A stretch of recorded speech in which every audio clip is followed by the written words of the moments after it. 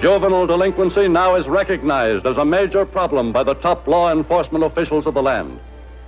Of course, Mr. Hoover, I realize that the FBI is a federal agency, while the problem of juvenile delinquency is necessarily a matter of local law enforcement. But our young people are getting out of hand everywhere. Well, I know, Mrs. Robinson. Every report I get from the field tells me how enormous the problem is. We're doing all we can by working with the local agencies. But no amount of law enforcement can solve a problem which goes straight to the home. The solution isn't in arresting these youngsters. It's up to the parents to give them a home life which will be free from the temptation to delinquency. Upon the home environment in which he grows up depends the character of every individual. Whether his family is rich or poor, the child needs above all affection that can be depended upon to give him a sense of security, of being wanted in the family group. He needs recognition as a personality, recognition of his childish achievements to give him self-confidence. Doing regular tasks as part of the family group, the child learns to accept responsibility and discipline and to understand the cooperative terms on which society exists. And it is from the example of his parents that he acquires the moral and ethical standards by which his adult life will be governed. It is when the family fails to meet these fundamental emotional needs of the child that society must take up the responsibility. But when the courts are obliged to intervene, young offenders must be given guidance and offered wholesome outlets for their impulses if they are to return to a useful place in the community. Now, while you're on probation, I want you to remember that what the court is here for is to help you. Goodbye.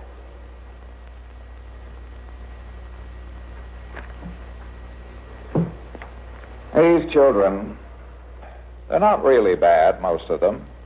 Just products of rotten neighborhoods and bad family situations. They get into trouble, and then the burden is on the whole community. Even more important than agencies of correction are those whose aim is to help the child before he gets into trouble. Today, enlightened communities maintain child guidance clinics, where parents whose home problems have been multiplied by the war can find the help they and their children so urgently need.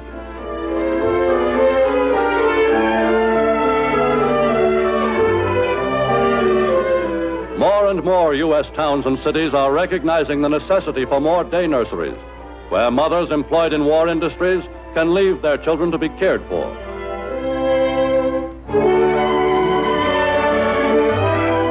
But most essential of all is the task of providing a constructive outlet for the energies of the young, meeting their deep-seated need to feel that they are sharing in the war effort, giving them a sense of participation in the affairs of the community and the nation by fostering intelligent and spontaneous discussions of current issues.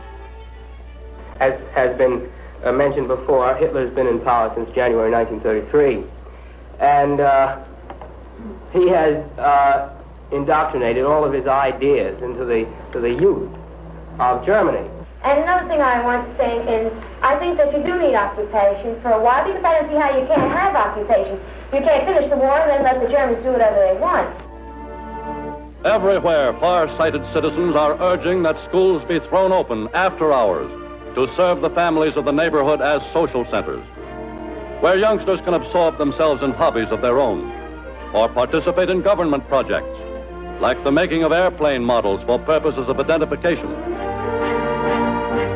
For the average youth is in no danger of becoming a delinquent so long as he has something to keep him busy, some acceptable way of working off his normal exuberance and curiosity, some way of ridding himself of the tension generated by war.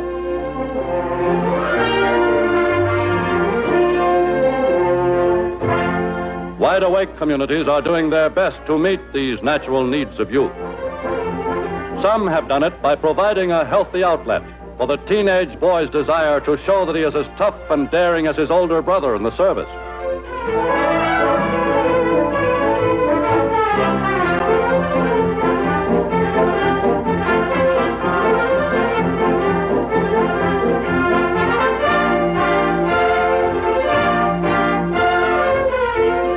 YMCAs, church clubs, boys' clubs, and settlement houses, which in peacetime provide youngsters with organized and supervised recreation, are today filling a more than ordinarily important place in the nation.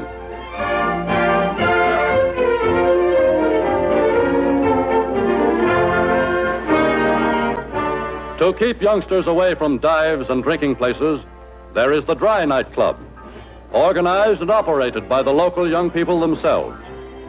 Where they exist, experience has shown that most youngsters prefer these clubs to more dubious hangouts.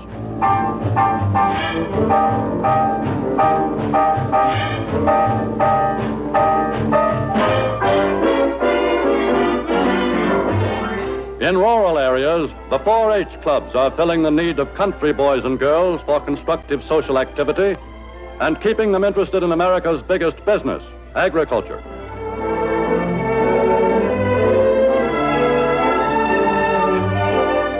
Such useful wartime projects as victory gardens have served the incidental purpose of giving the young a chance to make their contribution to the common effort while bringing them closer to the home and to their parents.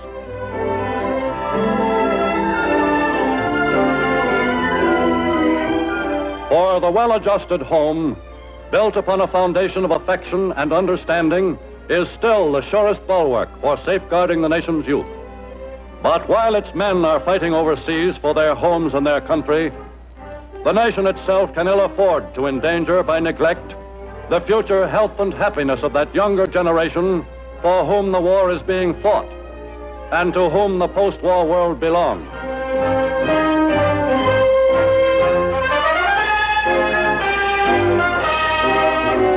Time marches on.